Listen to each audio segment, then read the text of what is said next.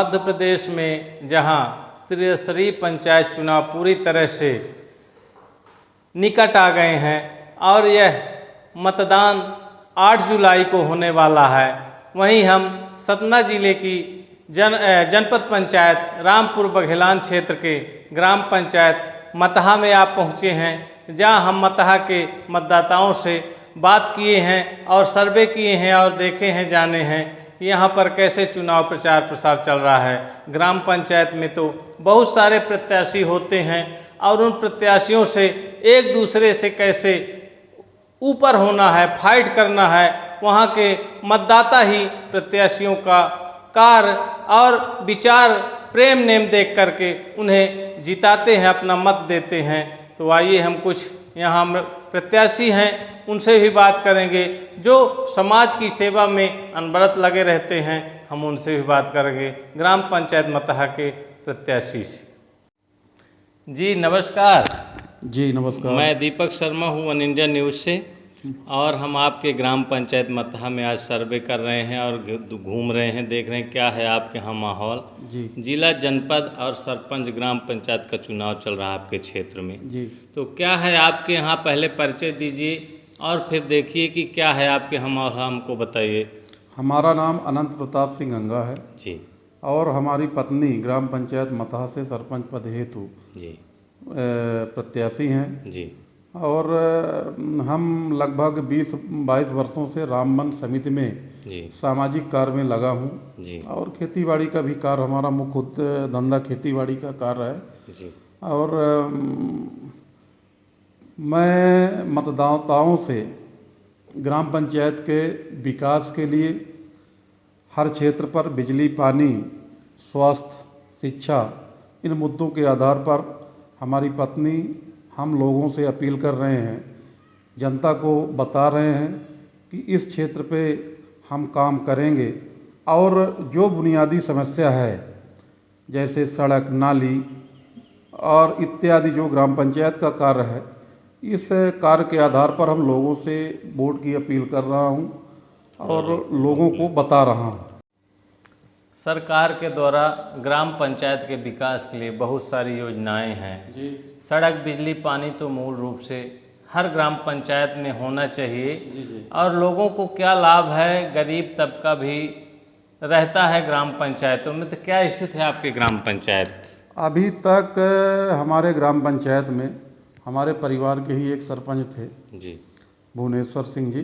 पिछले बार भी हम उनसे कुछ वोटों से चुनाव हार गए थे। जी। हम स्वयं लड़े थे जी। लेकिन जो विकास कार्य का उन्होंने दावा किया था उसमें पूरा खोखलापन रहा। जी। कोई कार्य ऐसा कर नहीं पाए जी। जिससे मतलब जनता को, 2 गांव हैं हमारे यहाँ, एक तो डिलौरा, दूसरा मतहा, एक काम आदर्श लायक नहीं दिखा सकते हैं जिसको हम किसी को दिखा सकें कि ये हमारा काम है, इसको देखिए आप, ये मैं एक मॉडल खड़ा किया हूँ। एक ऐसा काम उन्होंने करके नहीं दिखाया है। तो जो विकास का वादा उन्होंने करके इस बार उनको जनता, वो चुनाव में तो पर्चा भरे हैं लेकिन उनको जनता ने नकार दिया।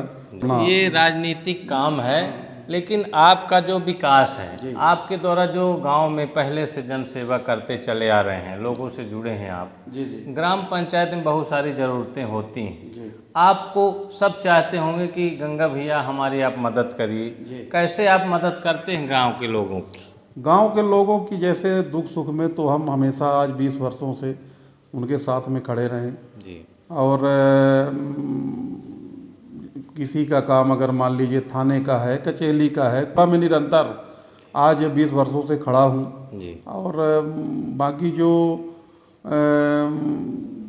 और भी शासन की जो योजनाएं हैं जो मैं दिला सकता हूँ उसके लिए भी हम तत्पर प्रयासरत रहता हूँ। क्या ज़रूरत है गांव में इस समय कि आप अगर सरपंच बनते हैं तो क्या ज़रूरत है, बड़ा से बड़ा क्या मॉडल देंगे गांव के लिए? हमारा उद्देश्य है कि हमारे यहाँ 2013 में जी माननीय मुख्यमंत्री जी आए थे जी और वो एक हमारे यहाँ मतहा में स्टेडियम जी का निर्माण करवाए थे। उस समय कलेक्टर सुखबीर सिंह थे जी। उसमें देसी ग्रास, स्टेडियम का बैठने के लिए सीढ़ियाँ और सामने दुकान, ये सारे काम अधूरे रह गए थे। जी। एक तो हम उसको एक मॉडल के तरीके विकसित करना चाहता हूँ कि अगर आप भी कभी आएँ तो एक मॉडल तो ग्राम पंचायत में वो दिखे। इस तरह दोनों गांवों को मिला के हम स्वास्थ्य के क्षेत्र में भी, हालांकि सज्जनपुर में हमारे प्राथमिक स्वास्थ्य केंद्र का केंद्र बना हुआ है जी। और शिक्षा के केंद्र में भी हम लोगों ने सज्जनपुर 10+2 कराने में हम लोगों की अहम भूमिका रही। जी। तो शिक्षा हमारे डेलौरा गांव में मैं गया वोट मांगने, बोले मेरे यहाँ बिजली की बड़ी समस्या है। जी। तो हमने उनसे वादा किया कि हम ट्रांसफार्मर लगवाने का काम करेंगे, चाहे जिससे भी प्रयास करके कराना पड़े पर लगवाएंगे। जी। इस तरह से आपका गांव सतना जिले में काफ़ी प्रसिद्ध है कृषि के क्षेत्र में। मतहा कृषि में बहुत आगे, हर तरह के किसान हैं यहाँ, बहुत सारी खेती होती है और बहुत उत्पादन वाला क्षेत्र माना जाता है। किसानों के लिए क्या सोच रखे हैं, क्या होना चाहिए? जैसे किसान दूर जाते हैं अपना अनाज बेचने, कोई भी मंडी आसपास, छोटी मंडी, क्या चाहते हैं किसानों के लिए क्या होना चाहिए? किसानों के लिए तो हमारे गांव में ही स्टेडियम में मंडी तो यहीं लगती थी, लेकिन गेहूं में पिछले साल से सैलो खरीदी करने लगा तो सेलना गांव जाना पड़ता है। जी। किसानों के क्षेत्र में जैसे आपने चर्चा की है, जी। तो हमारे यहाँ कृषि अभियांत्रिकी में राजेश तिवारी जी थे जी।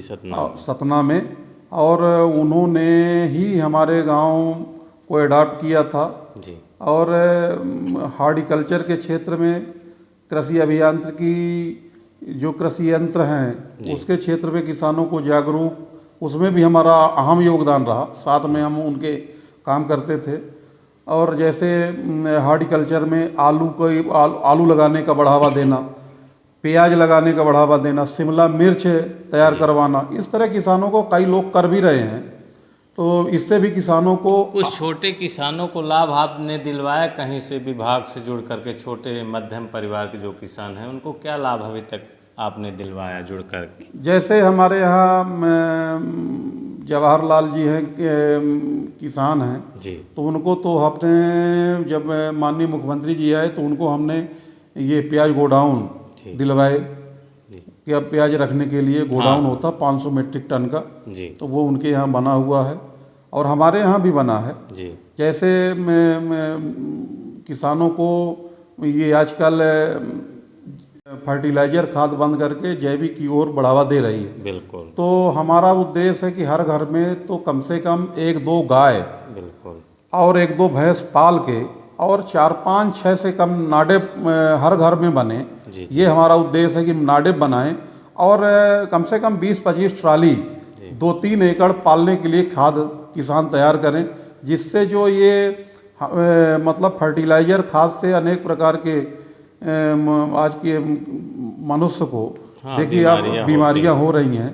तो इसमें हमारा बहुत बड़ा एक योजना हम बना रहे हैं कि हमारे गांव के किसान कम से कम 15-25 ट्राली देसी गोबर की खाद तैयार करके उसमें जो पत्तियां हैं, कचड़ा है, सब डाल के, और इसको भी हमको बढ़ावा देना है कि जैसे 1-2 एकड़ में, 3 एकड़ में, जैसे कोई 5 एकड़ का किसान है तो 1 एकड़ में कम से कम जैविक खेती का संकल्प ले और करे। और आप ग्राम पंचायत में जाते हैं, मतदाताओं से बात करते हैं, क्या अपील रहती है आपकी? क्या अपील कर रहे हैं इस बार चुनाव में? हम ग्राम पंचायत की जनता से जो विकास कार्य हैं, जो जैसे जो अपन कर सकते हैं, उसकी वो जैसे कुछ जनता अपेक्षा करती है, ये हमारे यहाँ नाली बनना चाहिए, यहाँ पे हेडपम्प होना चाहिए, यहाँ पे मोटर लग जाए तो पानी की व्यवस्था हो जाए। कई बार हेडपम्पों का पानी मतलब जब सिंचाई चलती है तो चूक जाता है, तो गहराई से पानी निकालने के लिए मोटर की आवश्यकता पड़ती है।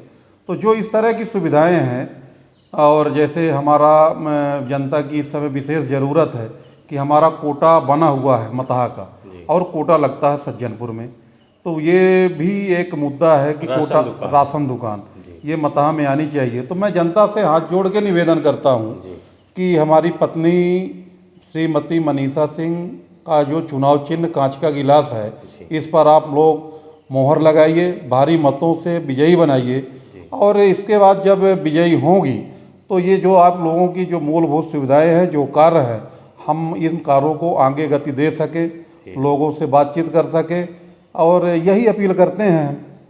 कांच के गिलास को विजयी बनाना है और श्रीमती मनीषा अनंत प्रताप सिंह गंगा को भारी से भारी मतों से जिताना है।